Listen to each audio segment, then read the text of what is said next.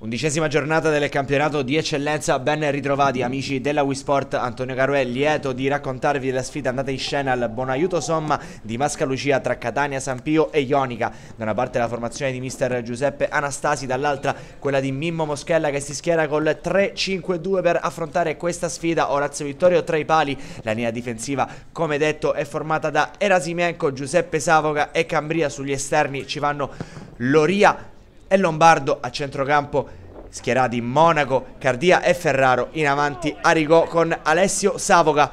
Arbitrerà la partita il signor Scicolone della sezione di Cattanissetta, sui assistenti Citarda, Di Palermo e Cracchiolo, anch'esso della sezione di Palermo.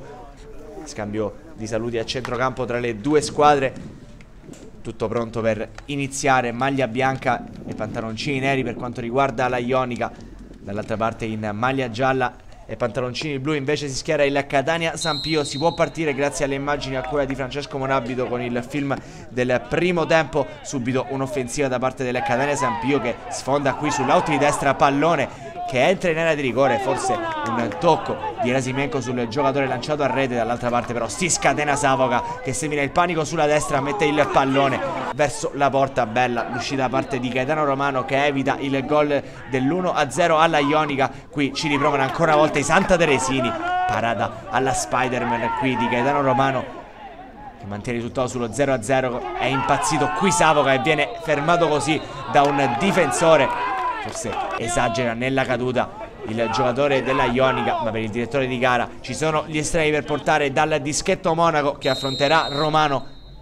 Parte il numero 11 di mister Moschella che si fa ipnotizzare dall'estremo difensore del Catania San Pio. Si resta sullo 0-0. Che occasione sciupata da Francesco Monaco al 22esimo. Il rigore che poteva valere il gol del vantaggio della Ionica, che continua a spingere qui con Arigò che difende bene il pallone, scarica lì dietro per Monaco. Ancora una volta sembra insuperabile quest'oggi Gaetano Romano. E il festival delle occasioni sprecate per la Ionica. Finisce così anche il primo tempo, 0-0 al Bonaiuto Somma di Mascalucia.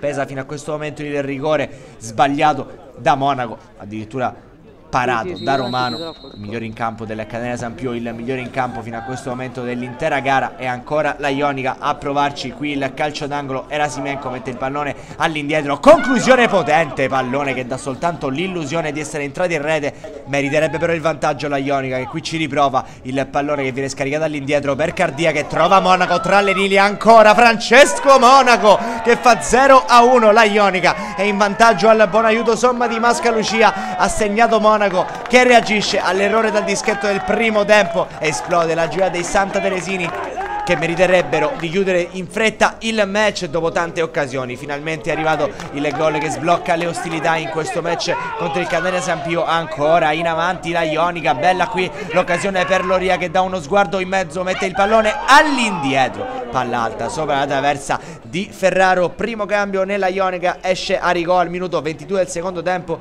ed entra Smiroldo. Si fa vedere in avanti il Catania San Pio che fino a questo momento ha pensato soltanto a difendersi, pallone deviato. Orazio Vittorio riesce a metterci una pezza. Ancora Catania San Pio al minuto 26, pallone non allontanato bene dalla Ionica e allora c'è il cross dal fondo, pallone colpito di testa e gol che vale l'1-1. Lo segna Spitaleri al minuto 26.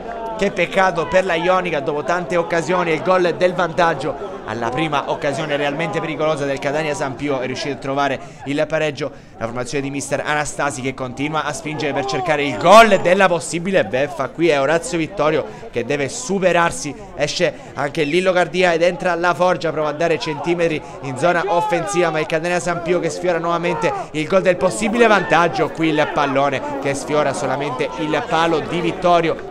Ci ha provato Bomber Abate in questo caso, è riuscito però a trovare il gol. Ultimo cambio, esce Alessio Savoca, entra Maimone, ma arriva anche il triplice fischio da parte del direttore di gara. Game over al Bonaiuto Somma di Mascalucia. Ionica e Catania San Pio si dividono la posta in palio facendo 1-1. Rete da una parte di Monaco che fallisce anche dal dischetto. Il gol del possibile 1-0 nel primo tempo, il pareggio di Spitaleri. Un cordiale saluto amici della Wii Sport e alla prossima.